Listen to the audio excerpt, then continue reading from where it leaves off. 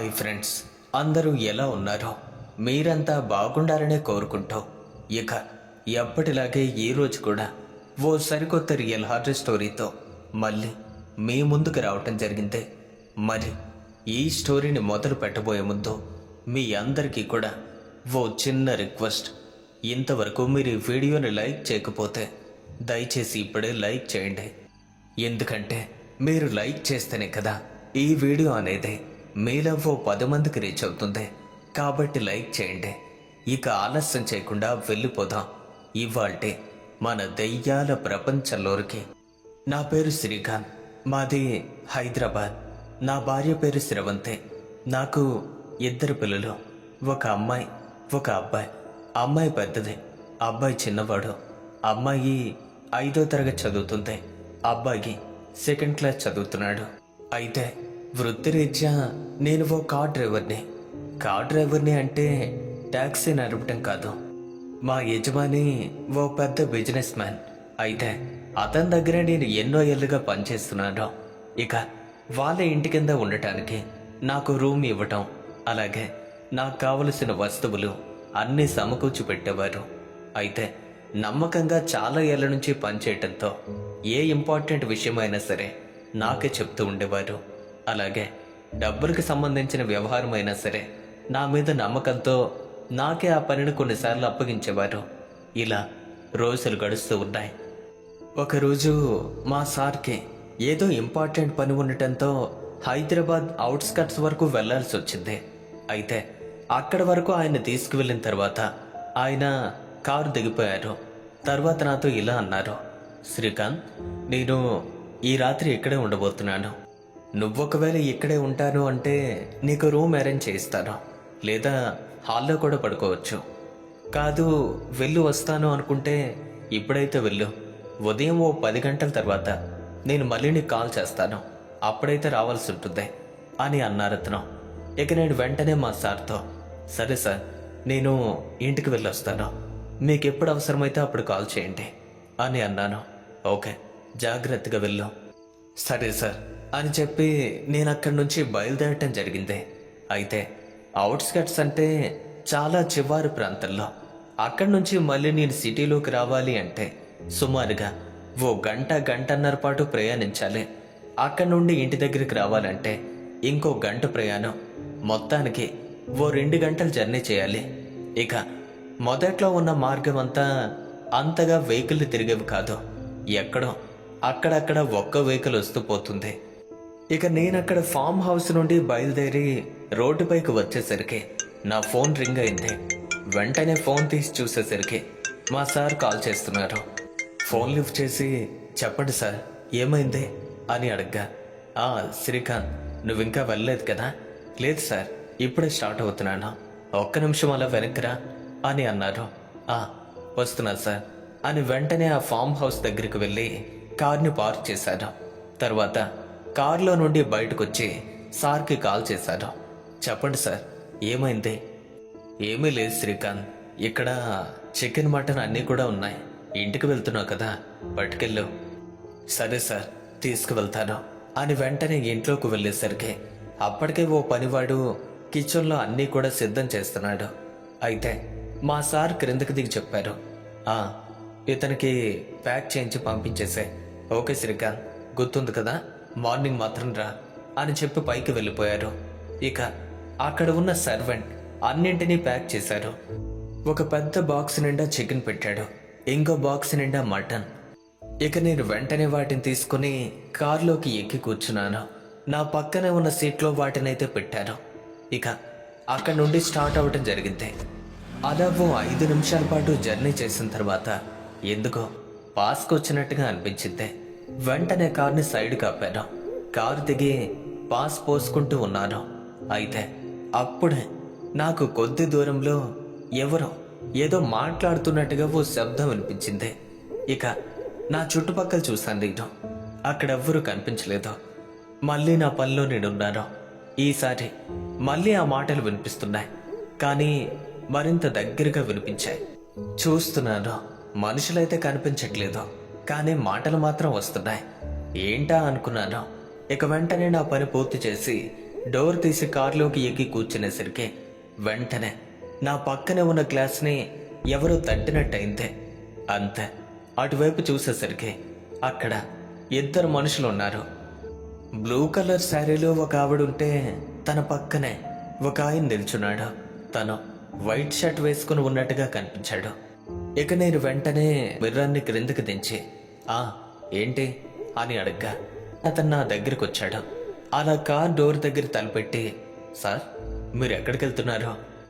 నేనా హైదరాబాద్ లోపలికి వెళ్తున్నా అని అన్నాను. అవునా సార్, ఏమీ అనుకోకపోతే మాతో చిన్న రిక్వెస్ట్ అని అన్నారు. ఏంటో చెప్పండి. ఏమీ లేదు, చాలా దూరం నుండి నడిచి వస్తున్నాం. ఇక్కడి నుంచి మేము కూడా లోపలికి వెళ్ళాలి. ఒక్క వెహికల్ కూడా రావట్లేదు.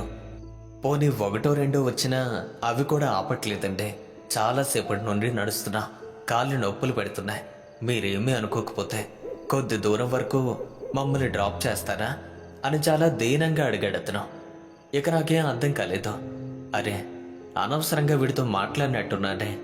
ఇప్పుడు లిఫ్ట్ ఇవ్వాలా వద్దా? వద్దులే. అయినా ఇలా తెలియని వాళ్ళని కారులో ఎక్కించుకోవటం మంచిది కాదని చెప్తూ ఉంటారు. ఎందుకు బాధ? లేదండి, కుదరదు. ఇది నా కారు కాదు, మా ఓనర్ గారిదే. ఎప్పుడు ఎవరిని ఎక్కించొద్దని చెప్పారో అని అన్నాను నేను. లేదు సార్, ప్లీజ్ సార్, అర్థం చేసుకుంటే కొద్ది దూరం వెళ్తే చాలు, అక్కడే దిగిపోతాం మేము అని అన్నారు అతను. లేదు, మీరేం నన్ను ఇబ్బంది పెట్టొద్దు. చెప్తున్నాను కదా, ఇది నా కారు కాదని. మా సార్ ఎప్పుడు చెప్తారు ఎవరిని ఎక్కించొద్దని.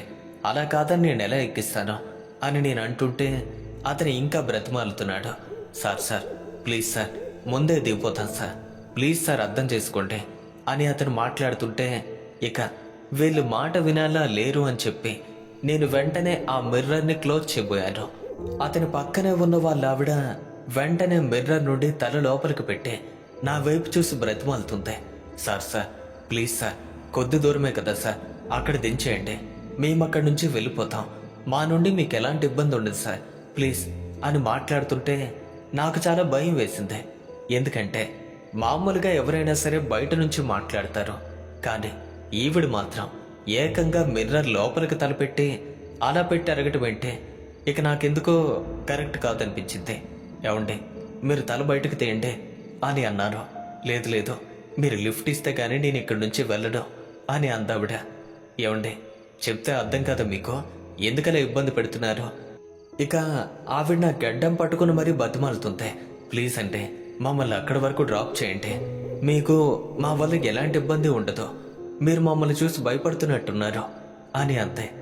సరేలే, ఒక ఆడది కూడా ఇంతలా బ్రతిమాలుతుంటే ఇంకా కాదంటాం మంచిది కాదేమో, సరే వచ్చి ఎక్కండి అని అన్నాను. ఇక నేను ఆ మాట అన్నానో లేదో ఆ క్షణమే వాళ్ళిద్దరూ చెరోవైపు డోర్ తీసుకుని గబగబా కారులోకి ఎక్కి కూర్చున్నారు. ఇక వాళ్ళకని చూస్తే నాకేం అర్థం కాలేదు. ఏంటో వెళ్ళు, కనీసం నా దారిని కూడా నన్ను పోనివ్వలేదు. ఈవిడైతే ఏకంగా లోపల నుంచి మొహం పెట్టి మాట్లాడుతుంది.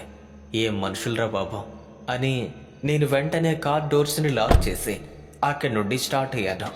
నేను వెళ్తున్న మార్గం అంతా కూడా బాగా చీకటిగా ఉంది. ఇక నా కారు యొక్క హెడ్లైట్ వెలుగు తప్ప అక్కడ ఇంకేం కనిపించలేదు. అదే వెలుగులో కార్ని స్పీడ్గా డ్రైవ్ చేసుకుంటూ ముందుకు వెళ్తుంటే నా వెనుక కూర్చున్న ఇద్దరు మొగుడు పిల్లలు కూడా విపరీతంగా మాట్లాడుకుంటున్నారు. ఎంతలా అంటే కంటిన్యూగా మాట్లాడుతూనే ఉన్నారు. ఇక నాకైతే విసుగొచ్చింది. ఉండబట్టలేక వాళ్ళతో అనేశాను, కొంచెం సైలెంట్గా ఉండొచ్చు కదా, వచ్చినప్పటి నుంచి మాట్లాడుతూనే ఉన్నారు అని నేను అనేసరికి కాసేపు సైలెంట్ అయిపోయారు. ఇక ఒక్క 10 నిమిషాలు గడిచింది. మళ్ళీ వాళ్ళైతే మాటలు మొదలు పెట్టారు. ఈసారి అంతకు ముందు కంటే ఎక్కువగా కొంచెం గట్టిగా మాట్లాడుతున్నారు. ఇక నాకు బాగా విసుగొచ్చింది. ఏయ్, చెప్తే అర్థం కాదు మీకు? సైలెంట్గా ఉండమని చెప్తున్నాను కదా, మాట్లాడుతూనే ఉన్నారు మీరు, కనీసం అర్థం చేసుకోరు అని నేను కోప్పడేసరికి వెంటనే అతను నాతో ఇలా అన్నాడు. ఏమైంది బాసు, ఎందుకంత కోప్పడుతున్నా? లేకపోతే ఏంటండి, మాట్లాడొద్దని చెప్పాను కదా, పోనీ మాట్లాడారే అనుకుంటే కొంచెం మెల్లగా మాట్లాడుకోవచ్చు కదా, మీరంత గట్టిగా మాట్లాడుకుంటే నా డ్రైవింగ్ డిస్టర్బ్ అవుతుంది అని అన్నాను నేను. సరే బాసు, సారీ. ఏమే, ఇక నువ్వేం మాట్లాడుకో. సరే అంటే నేనేం మాట్లాడినా. అవును బాసు, వచ్చినప్పటి నుండి చూస్తున్నాను మంచిగా వాసన వస్తుంది. ఏంటి కార్లో ఏం పెట్టావంటే అని అడిగాడు అతను. నేనా, కార్లో ఏం పెడతాను, ఏం లేదు అని చిరాగ్గా అన్నాను. ఇక వెంటనే అతని పక్కనున్న వాళ్ళ ఆవిడ కూడా, అవునండి, చాలాసేపటి నుంచి ఏదో వాసన వస్తుంది, చాలా బాగుంది, మసాలా వాసన, ఏదైనా నీచుకోరేమో అని అందావిడ. ఇక నాకేం అర్థం కాలేదు. వీళ్ళేంట్రా బాబు, కుక్కల కంటే దారుణంగా ఉన్నారు, మరి ఇంతలా వాసన పసిగట్టారేంటే, భలే తేడా మనుషుల్లా ఉన్నారే. ఇక నేనేం మాట్లాడకుండా సైలెంట్గా డ్రైవ్ చేసుకుంటూ ముందుకు వెళ్ళిపోతుంటే మళ్ళీ ఆ వ్యక్తి నన్ను పిలిచాడు. బాసు, ఏమీ అనుకోకు, అడిగేస్తున్నాను, నీ పక్క సీట్లో ఏం పెట్టావు అని అన్నాడు అతను. ఏమయ్యా, నీకు అసలు బుద్ధి ఉందా? ఇందాకటి నుంచి ఒకటే సొద, మాట్లాడొద్దు అంటే మాట్లాడతాం, ఒకటి మీరు మాట్లాడతారు లేదా నన్ను మాట్లాడిస్తారు. వాసన వస్తుందని చెప్తున్నావు, మరి తెలుసు కదా, తెలిసి ఎందుకు అడుగుతావు? కోపడుకో, ఏమీ లేదు, నేను నా భార్య కోడికూర తిని చాలా రోజులైందే, అందుకే ఆశతో అడిగాను అని అన్నాడు అతను. ఇక వాళ్ళ మాటల్లో ఏదో తేడా కనిపించింది నాకు. ఏంటిది, ఎందుకు వెళ్ళేలా విచిత్రంగా ప్రవర్తిస్తున్నారో అని అనుకున్నాను. ఇక కారు యొక్క ఫ్రంట్ మిర్రర్ నుంచి వాళ్ళని చూసేసరికి అక్కడ వెనుక ఉన్న ఆవిడ నా వైపే చూస్తూ నవ్వుతున్నట్టుగా కనిపించింది. ఇక ఆ నవ్వు కూడా అదొకలా అనిపించింది నాకు. వెంటనే తలనైతే క్రిందకి దించేశాను. ఇక వాళ్ళకేం సమాధానం చెప్పకుండా రోడ్డుపైనే దృష్టి పెట్టి మరింత స్పీడ్గా డ్రైవ్ చేసుకుంటూ ముందుకు వెళ్తుంటే ఇక ఈసారి ఆమె నన్ను పిలిచింది. బాబు, ఏమీ అనుకోకు, మేం కోడికూర తిని చాలా రోజులైంది బాబు, నువ్వేమనుకోకపోతే మాకు కొంచెం ఇస్తావా అని అంతే. ఇక ఈసారి నాకు కోపం కట్టెలు తెంచుకుంది. స్పీడ్గా వెళ్తున్న కార్ని స్లో చేసి రోడ్డుకు పక్కగా ఆపాను. నేను కూర్చున్న సీట్ నుంచి వెనక్కి తిరిగే, ఏయ్, ఇందాకటి నుండి చెప్తున్నాను మీకు, అసలేం మాట్లాడుతున్నారో మీకైనా అర్థమవుతుందా? అలా ఎలా అడుగుతారు మీరు? పోనీలో పాపం కదా అని చెప్పి లిఫ్ట్ ఇస్తే నా మీదే ఎక్కి కూర్చునేలా ఉన్నారు, అయినా ఇలా ఎవరైనా కూరని అడుగుతారా అని అనేసరికి, లేదు బాబు, చాలా రోజులైందే, మాకు కొంచెం ఇవి సరిపోతుంది, అది తినేసి వెళ్ళిపోతాం అని అన్నారు. ఇక వాళ్ళ మాటలు వినేసరికి నా కోపం అంతకంతకు పెరిగిపోతుంది. ఇలా కాదు, మర్యాదగా కారు దిగండి, వెళ్ళిపోండి అని గట్టిగా అరిచండి. ఇక వాళ్ళేం సమాధానం చెప్పలేదు, ఇద్దరూ నా వైపు చూస్తున్నారు. ఇక వాళ్ళ చూపులు కూడా కొంచెం తేడాగా అనిపించాయి. చెప్తుందా మీకే, మర్యాదగా దిగి వెళ్ళిపోండి అని అన్నారు నేను. వాళ్ళు అస్సలు కదలట్లేదు. ఇక వాళ్ళిద్దరూ కూడా నా సీట్ పక్కనే ఉన్నటువంటి ఆ కర్రీ వైపు తొంగి చూస్తున్నట్టుగా కనిపించింది. ఇక నాకు పిచ్చెక్కినట్టయింది. వెంటనే కార్ డోర్ తీసుకుని క్రిందకు దిగాను. ఏయ్, మర్యాదగా దిగండి అని వెంటనే వెనుక ఉన్న డోర్ని ఓపెన్ చేసి చూసేసరికి అంతే, నా గుండె ఆగినంత పనైంది. ఎందుకంటే నేనెప్పుడైతే డోర్ని ఓపెన్ చేశానో అంతవరకు నాకు కనిపించిన ఆ ఇద్దరు కూడా ఇప్పుడు అక్కడ కనిపించలేదు. ఇక నాలో భయం మొదలైందే. నేను అలా చూస్తూనే ఉండిపోయాను. అరే, ఇంతవరకు ఎక్కడే ఉన్నారు కదా వీళ్ళు, మరి ఎప్పటికిప్పుడు ఎక్కడికి వెళ్ళిపోయారో నాకే అర్థం కావట్లేదు, చాలా వింతగా ఉందే అని చుట్టూ చూస్తున్నాను నేను. అక్కడ కూడా వారు కనిపించలేదు. ఇక నాలో మెల్లగా భయం మొదలైంది. అమ్మో, నిజంగా వీళ్ళు మనుషులేనా? లేదు, మనుషులు కాదు. మనుషులైతే ఇలా ఎందుకు జరుగుతుంది? ఖచ్చితంగా ఏవో దెయ్యాలై ఉంటాయి. లేదు, ఇంకా లేట్ చేయకూడదు, ఇంకా ఇక్కడే ఉంటే ఏం జరుగుతుందో అన్న భయంతో వెంటనే వెనుక డోర్ని క్లోజ్ చేసి నేను కారులోకి ఎక్కి కూర్చున్నాను. డోర్ లాక్ వేసేసి వెంటనే అక్కడి నుండి స్టార్ట్ అవ్వడం జరిగింది. అంతే, నాకున్న భయానికి ఎంత స్పీడ్గా వెళ్తున్నాను అని అంటే అస్సలు వెనుక ముందు ఏమీ ఆలోచించట్లేదు. మితిమీరిన వేగంతో కారు నడుపుతున్నాను నేను. అనవసరంగా లిఫ్ట్ ఇచ్చాను. ఎప్పుడు అంటూ ఉంటారు ఇలాంటి టైంలో లిఫ్ట్ ఇవ్వకూడదు అని చెప్పి, కానీ ఈరోజు ఎందుకు ఇలా చేశానో నాకేం అర్థం కావట్లేదు. అమ్మో, ఇంకా అక్కడే ఉంటే ఏం జరుగుతో ఏమో అలా టెన్షన్ పడుతూనే కార్ డ్రైవ్ చేసుకుంటూ ముందుకు వెళ్తున్నాను నేను. అలా మరికొద్ది దూరం వెళ్ళిన తర్వాత అప్పటికి కాస్త టెన్షన్ ఫ్రీ అయినట్టయిందే. అమ్మయ్య, ఇంతవరకు ఏం కనిపించలేదు అంటే ఇక ముందు ఏమీ ఉండదు, ఇక కొంచెం మెల్లగా పోదాం అని కాస్త స్లో చేసి ముందుకు వెళ్తున్నాను.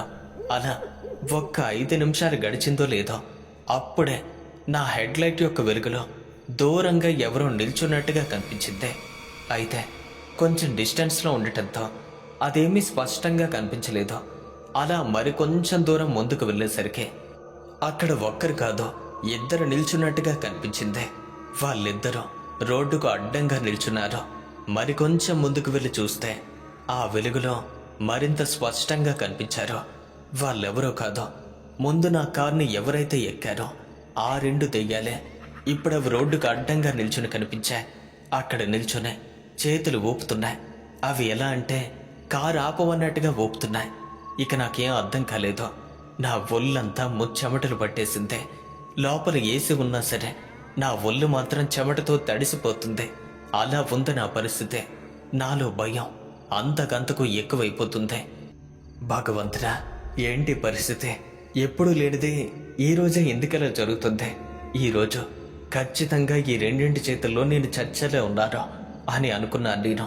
ఇక ముందుకు వెళ్ళే ధైర్యం చేయలేదు. కార్ని అక్కడే నిలిపేశాను.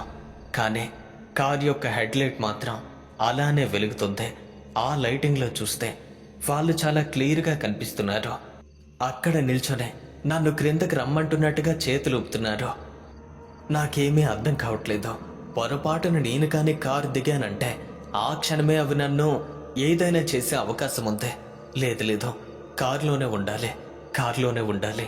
ఎట్టి పరిస్థితుల్లోనే వెహికల్ నుంచి క్రిందకి దిక్కకూడదు. అలా కార్ను ఆపి చాలాసేపు అయింది. అయినా సరే అవి అక్కడి నుంచి కదలట్లేదు. అలానే రోడ్డు మధ్యలో నిల్చుని నాన్ స్టాప్గా చేతులు ఊపుతూనే ఉన్నాయి. ఇక నా పరిస్థితి అగమ్య గోచరంగా మారిపోయింది. ఒకవేళ కారు తీసి ముందుకు వెళ్తే ఏమైనా జరుగుతుందేమో అన్న భయం. పోనీ ఇక్కడే ఉంటే ఈ భయానికి చచ్చిపోయేలా ఉన్నాను. లేదు, ఎలా అయినా సరే ఇక్కడి నుంచి బయటపడాలి. ఎంతసేపని ఇక్కడే ఉంటానో, నేనెంతసేపు ఉన్నా సరే అవి అలానే ఉంటాయి. ఇంకా భయపడితే లాభం లేదో, వెళ్లాల్సిందే.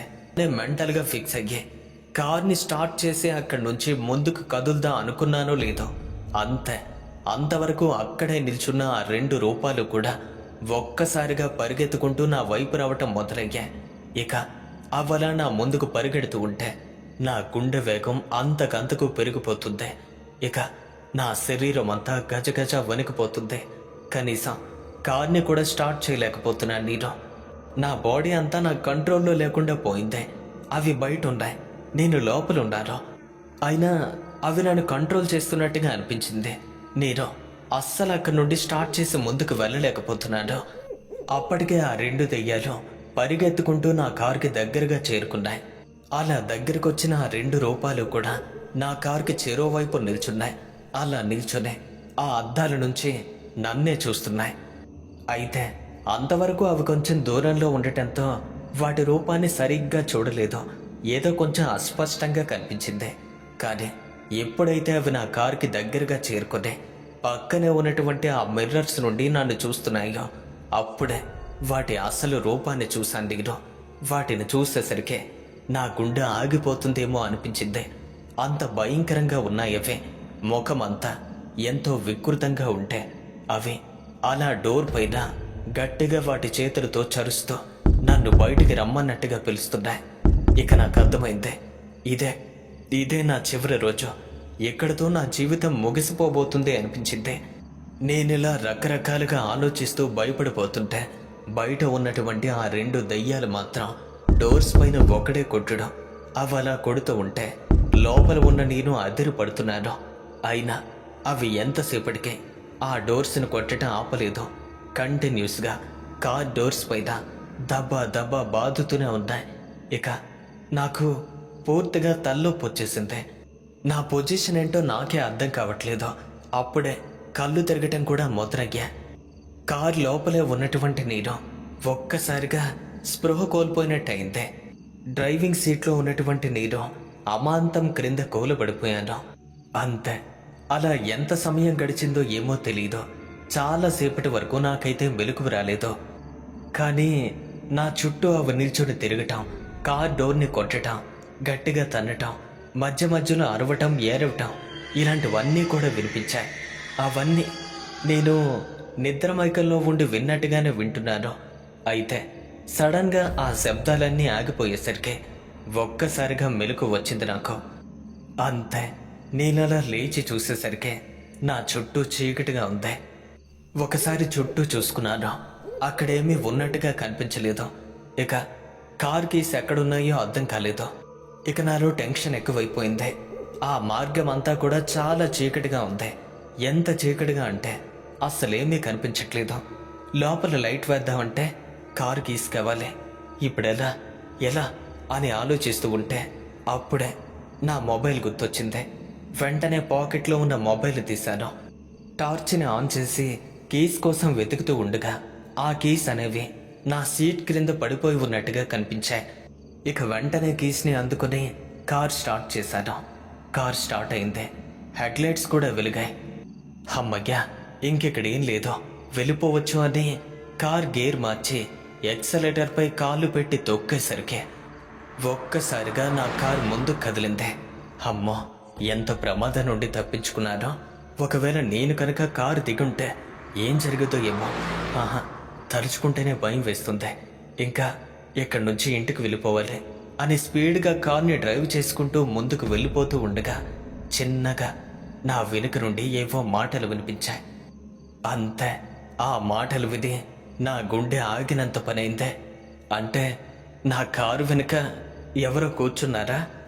కార్ స్టీరింగ్ పై ఉన్నటువంటి చేతులు చిన్నగా వనకటం మొదలయ్యే నా వెనుక నుండి ఆ మాటలు మరింత ఎక్కువగా వినిపిస్తున్నాయి. వెనక్కి తిరిగి చూద్దామంటే భయం వేస్తుంది నాకు. ఎందుకంటే తిరిగితే అక్కడ ఏ దృశ్యం కనిపిస్తుందో అన్న భయం. సరిగ్గా అప్పుడే నా మెడపైన వెనుక నుంచి ఏదో చెయ్యి వచ్చి పడినట్టయింది. ఆ స్పర్శ నాకు తెలుస్తుంది. ఆ చెయ్యి నన్ను చాలా బలంగా పట్టుకుంది. అలా ఆ చెయ్యి నా మెడ మొత్తాన్ని గట్టిగా పట్టేసి ఒక్కసారిగా మెడ పట్టి వెనక్కి లాగింది. ఇక నేను భయంతో గట్టిగా అరిచాను. నా వెనుక ఉన్నటువంటి ఆ 2 దెయ్యాలు అమాంతం నా మెడను పట్టేశాయి. వాటి 4 చేతులతోనూ నన్ను గట్టిగా పట్టి వెనక్కి లాగేస్తూ ఉంటే డ్రైవ్ చేస్తూ ఉన్నటువంటి నేను స్టీరింగ్ని అస్సలు కంట్రోల్ చేయలేకపోయాను. కారు అయితే చాలా స్పీడ్గా వెళ్ళిపోతుంది. పోనీ గేర్ మార్చి కార్ని స్లో చేద్దామని చెయ్యిని క్రిందకి దించితే ఇంకో చేత్తో నా చేతిని కూడా వెనక్కి పెట్టేశాయి. ఒక చేత్తో స్టీరింగ్ పట్టుకున్నాను. కారు అయితే మరింత వేగంతో ముందుకు దూసుకు వెళ్ళిపోతుంది. ఇక కార్ని ఎలా కంట్రోల్ చేయాలో ఏంటో అర్థం కావట్లేదు. నా చావు నా కళ్ళకు కనిపిస్తుంది. ఇక మెల్లగా నా కళ్ళ నుండి కన్నీళ్లు కారుతున్నాయి. అరుద్దామన్నా సరే అవకాశం లేకపోయింది. అంత గట్టిగా పట్టుకున్నా ఎవరంటా అవి ఇంకా నన్ను పట్టి వెనక్కి లాగేయడంతో అంతవరకు నా చేతుల్లో ఉన్నటువంటి ఆ స్టీరింగ్ని కూడా వదిలేశాను. అంతే, ఎప్పుడైతే నేను అలా స్టీరింగ్ని వదిలేశానో ఆ క్షణమే కారు అనేది అదుపు తప్పింది. రోడ్డు మీద నుండి పక్కకు జరిగే దూరంగా ఉన్న ఓ పెద్ద చెట్టుకు వెళ్ళి ఢీకొట్టింది కారు. అంతే, తర్వాత ఏం జరిగిందో ఏమో తెలీదు. చూస్తే నేను హాస్పిటల్లో ఉన్నాను. ఇక నేను బెడ్ పై నుండి లేచి చుట్టూ బెత్తర చూపులు చూస్తూ ఉంటే వెంటనే మా అమ్మ, నాన్న, అలాగే నా భార్య శ్రవంతి వీళ్ళంతా నా దగ్గరికి చేరుకున్నారు. నేను అక్కడి నుండి లేచి అటు ఇటు తిరుగుతూ ఉంటే వెంటనే నన్ను పట్టుకుని వెళ్ళి బెడ్ పై కూర్చోబెట్టారు. కూర్చో శ్రీకాంత్, కూర్చో శ్రీకాంత్, ఏం కాలేదు, కూర్చో అని మా అమ్మ, నాన్న చెప్తుంటే నేను అస్సలు వాళ్ళ మాట వినట్లేదు. అయోమయంగా అటు ఇటు చూస్తున్నాను. ఇక ఇంతలోనే డాక్టర్ కూడా మా దగ్గరికి వచ్చారు. వదిలేయండి, అతను వదిలేయండి అని అన్నారు. మా అమ్మ, నాన్న నా చేతిని వదిలేశారు. ఇక నేనింకా బెత్తర చూపులు చూస్తూ ఉండటంతో డాక్టర్ నా దగ్గరికి వచ్చి ఇప్పుడు మీకు ఎలా ఉంది అని అడిగారు. నాకెలా ఉండటం అంటే నేను బాగానే ఉన్నాను, నాకేం కాలేదు అని కాస్త కోపంగా మాట్లాడేసరికి కొంచెం కూల్ అవ్వండి, ఎందుకంత ఆవేశపడుతున్నారో అని అన్నారు. ఎవరా నువ్వు అని కొంచెం కోపంతో మాట్లాడేసరికి ఇక డాక్టర్కి నా పరిస్థితి అర్థమైంది. వెంటనే మా అమ్మ, నాన్నల్ని అలాగే నా భార్యను కూడా పక్కకి తీసుకువెళ్ళి ఇలా చూడండి, ఇప్పుడే షాక్ నుండి బయటకు వచ్చాడు కదా, కొంచెం అలానే ఉంటుంది, మీరేమీ అనొద్దు, కొద్ది రోజుల్లో అంతా సెట్ అయిపోతుంది. అయినా ఇంతవరకు అసలు ఈ మనిషి లేస్తాడనే అనుకోలేదు. మధ్య మధ్యలో కళ్ళు తెరిచేవాడంతే. కానీ ఇప్పుడైతే లేచాడు కదా, ఇంక మీరేం భయపడొద్దు, ఇతన్ని మీరింక ఇంటికి తీసుకువెళ్ళిపోవచ్చు అని ఏదో మెడిసిన్ రాసిచ్చి నన్నైతే ఇంటికి తీసుకువెళ్ళారు. అయితే ఇంటికి వెళ్ళాను, కానీ నేనైతే ఏదో పిచ్చి పట్టిన వాడిలో ప్రవర్తిస్తున్నాను. మా అమ్మ నాన్నలే, నా భార్యనే, కనీసం నా పిల్లలు కూడా గుర్తుపట్టలేకపోయాను నేను. పూర్తిగా ఏదో ఏదో ప్రపంచంలో ఉండేవాడిని, ఏదేదో వాగుతూ ఉండేవాడిని. అయితే మా వాళ్ళంతా ఇలా అనుకున్నారు. యాక్సిడెంట్ జరిగిన తర్వాత ఆ షాక్లో ఉంటే కొద్ది రోజులు ఇలానే ఉంటుంది, తర్వాత మారుతాను అని డాక్టర్ చెప్పారు. వాళ్ళు కూడా అదే ఆశతో ఎదురు చూశారు. అలా ఒక 2-3 రోజులైంది. అయినా నేను మాత్రం మారలేదు. అన్నం పెడితే తినేవాడిని కాదు. మరికొన్నిసార్లు ఇంట్లో ఉన్న వస్తువులన్నీ విసిరి కొట్టేసేవాడిని. ఇంట్లో ఉన్న వాళ్ళపై అరిచేవాడిని. టైంకి టాబ్లెట్స్ కానీ ఇంజెక్షన్స్ కానీ ఏమీ వేసుకునేవాడిని కాదు. ఇక నాకు అన్నం తినిపించాలి అంటే వాళ్ళు ముప్పు తిప్పలు పడేవారు. అన్ని రకాలుగా ఇబ్బంది పెట్టేవాడిని. కానీ వాళ్ళు మాత్రం విసిగిపోకుండా నాతో బాగానే పడ్డారు. అలా మరో 2 రోజులు గడిచిన తర్వాత అప్పటికీ కూడా నా ప్రవర్తనలో ఎటువంటి మార్పు లేదు. మళ్ళీ ఆ రోజు నన్ను హాస్పిటల్కి తీసుకువెళ్ళారు. డాక్టర్కి చూపిస్తే ఇదిలా కాదు, ఒకసారి ఎవరైనా మెంటల్ డాక్టర్ ఉంటే అతని దగ్గరికి తీసుకువెళ్తాం అని అన్నారు. తర్వాత దగ్గరలో ఉన్న ఓ మెంటల్ హాస్పిటల్కి తీసుకువెళ్ళారు. అక్కడికి వెళ్ళి చూపిస్తే అంతా నార్మల్గానే ఉంది. కానీ నేను మాత్రం అదో రకంగా బిహేవ్ చేసేవాడిని. అలా ఎందుకు చేస్తున్నానో వాళ్ళకు కూడా అర్థం కాలేదు. తర్వాత అక్కడి నుండి ఇంటికి తీసుకొచ్చేశారు. అలా ఒక వారం రోజులైందే.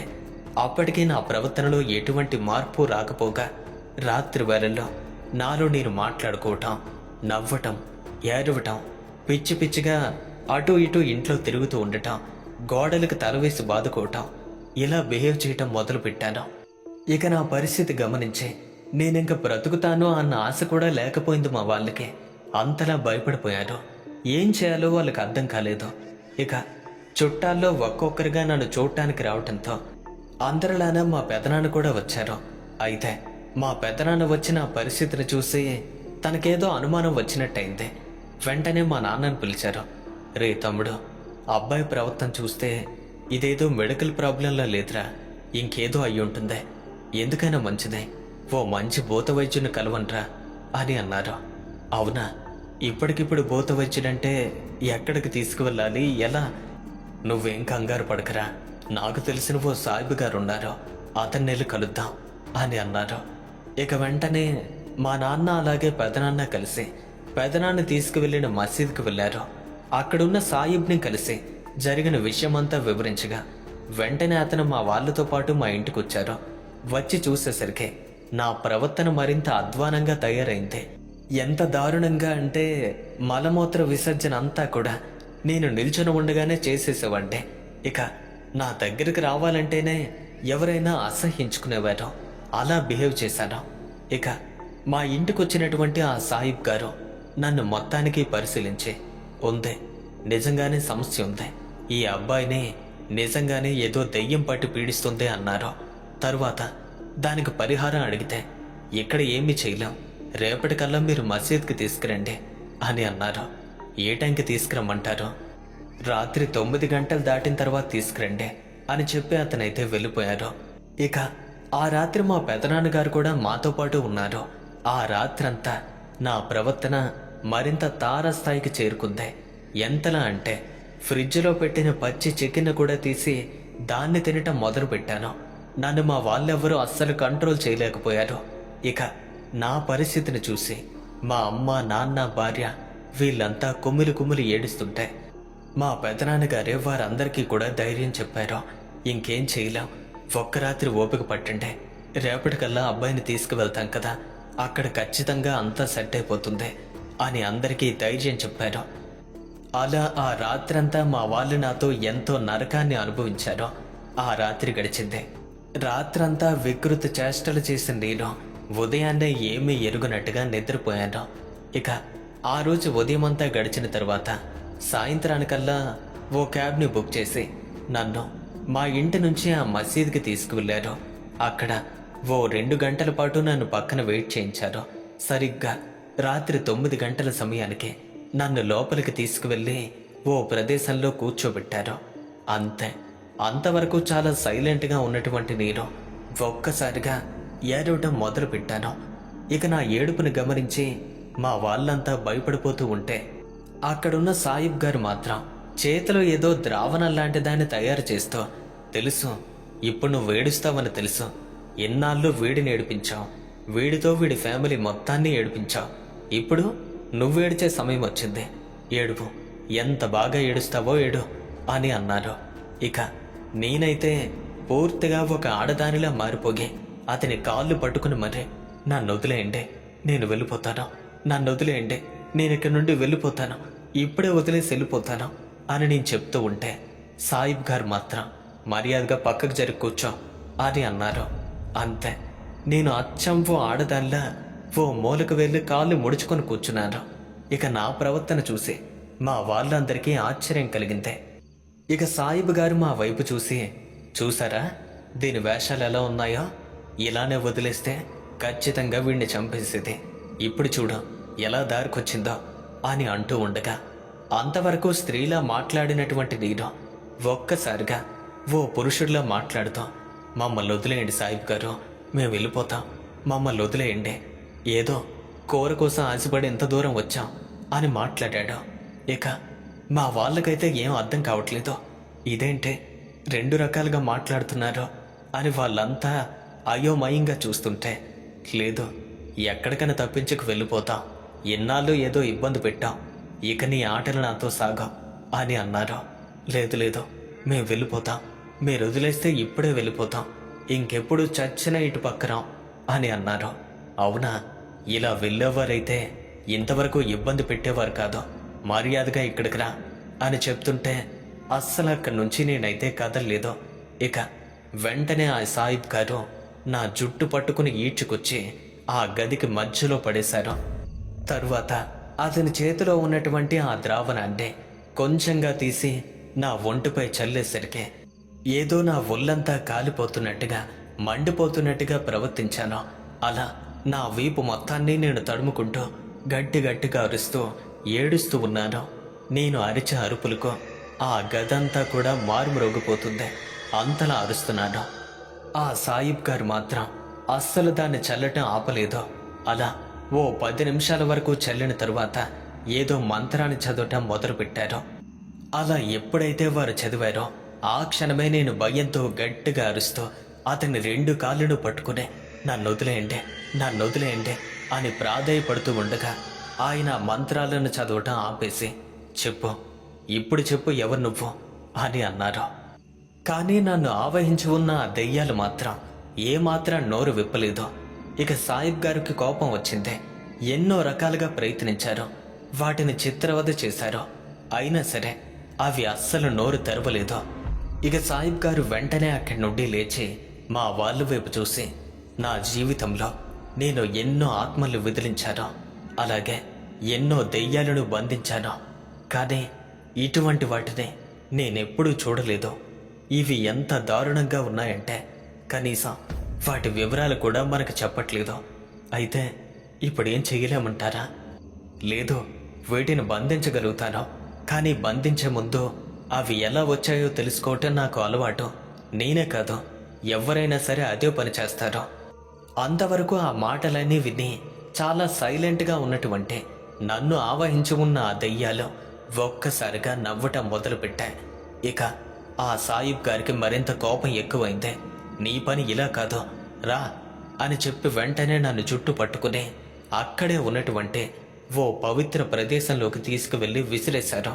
అంతే, ఎప్పుడైతే నన్ను అలా పడేశారో ఆ క్షణమే అదే ప్రదేశంలో ఉండి ఒక్క ఇంచు కూడా కదలలేకపోయాను.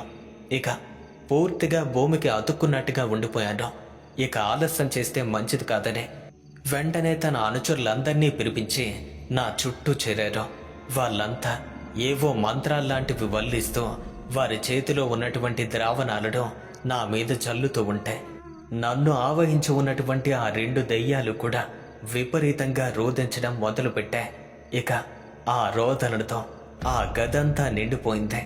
మా అమ్మ, నాన్న, పెదనాన్న, నా భార్య వీళ్ళంతా కూడా ఆ అరుపులకు జడుసుకున్నారు, దూరం జరిగిపోతున్నారు. ఇక ఆ మంత్రాలను చదవటం మరింతగా ఉధృతం చేసి తరువాత ఓ కత్తెరను తీసుకొచ్చారు. నా తలపై జుట్టును తన పిడికలు మొత్తానికి పట్టి కత్తిరించి ఆ జుట్టును ఒక జాడీలో వేశారు. ఇక అదే జాడీని ఒక నల్లని సంచిలో పెట్టి తన అనుచరులకు ఇచ్చారు. ఎక్కడో పాతి పెట్టి రమ్మని చెప్పారు. ఇక ఆ ప్రక్రియ పూర్తయిందే. అప్పటికే మా వాళ్ళకి అర్థమైందే నన్ను ఆవహించి ఉన్న ఆ 2 దెయ్యాలను కూడా వదిలించారనే. కాసేపటికే నేను కోలుకున్నాను. మెల్లగా పైకి లేచి నిల్చునే మా అమ్మా నాన్నల్ని, నా భార్యనే, వాళ్ళందరినీ కూడా గుర్తుపట్టి మాట్లాడేసరికి మా వాళ్ళు ఊపిరి పీల్చుకున్నారు. తరువాత సాయిబ్ గారు నన్ను లోపలికి తీసుకువెళ్ళి నా మెడలో ఓ తాయెత్తును కట్టారు. తరువాత మా వాళ్ళందరినీ కూడా పిలిచి అసలు అవి ఇతన్ని ఎలా ఆవహించాయంటే, ఆ రోజు మీరు చెప్పిన దాని ప్రకారం ఈయన ఆ చికెన్ మటన్ వాటిని తీసుకొచ్చాడు కదా, బహుశా వాటితోనే వచ్చుంటాయి. కానీ ఇవి అక్కడ ఎలా ఉన్నాయో అన్న విషయం నేను కూడా రాబట్టలేకపోయాను. అసలు నా జీవితంలో నేను ఇలాంటి కేసును ఎప్పుడూ చూడలేదు. కానీ మీ అబ్బాయికి మాత్రం ఎటువంటి ప్రమాదం లేదు. కొద్ది రోజులు జాగ్రత్తగా చూసుకుంటే అంతా సెట్ అయిపోతుంది. ఇక తాను చేసిన పనికి గాను ఓ 10,000 రూపాయలైతే తీసుకున్నారు. తరువాత మేము అక్కడి నుండి ఇంటికి వచ్చేసాం. అయితే కొన్నాళ్ళకి నేను కూడా కోలుకున్నాను. ఫ్రెండ్స్, విన్నారు కదా, ఈ స్టోరీ మీకు ఎలా అనిపించింది? ఓ చిన్న ఇన్సిడెంట్ని బేస్ చేసుకుని ఈ స్టోరీని మీకు అందించడం జరిగింది. దీని ద్వారా నేను మీకు ఇచ్చే అడ్వైస్ ఏంటంటే, ఒకవేళ మీరు కనుక రాత్రి వేళలో ప్రయాణిస్తే ఆ సమయంలో మీతో పాటు ఇటువంటి కర్రీస్ని, చికెన్ని, మటన్ని, ఫిష్ని, వీటిని మాత్రం ఎట్టి పరిస్థితుల్లోనూ తీసుకురావద్దు. ఒకవేళ మీరు అలా కనుక తీసుకువస్తే మీతో పాటు కొన్ని భయంకరమైన దుష్ట శక్తులు వచ్చే అవకాశం ఉంది. ఈ స్టోరీపై మీ యొక్క అభిప్రాయాన్ని క్రింద కామెంట్స్ రూపంలో రాయండి. అలాగే ఈ స్టోరీ మీకు నచ్చినట్టయితే లైక్ చేయండి, వీలైతే ఒక్కరికైనా షేర్ చేయండి. ఇలాంటి మరిన్ని హారర్ స్టోరీస్ కోసం ఇప్పుడే మన ఛానల్లో సబ్స్క్రైబ్ చేసుకోండి. మీ జీవితంలో జరిగిన భయంకరమైన అనుభవాల్ని మాతో పాటు షేర్ చేసుకోవాలి అనుకుంటే స్క్రీన్పై కనిపిస్తూ ఉన్న మన ఫోన్ నెంబర్కి కాల్ లేదా వాట్సాప్ చేయండి. ప్రతిరోజు రాత్రి 7 గంటలకు ఓ సరికొత్త రియల్ హారర్ స్టోరీతో మళ్ళీ కలుసుకుందాం.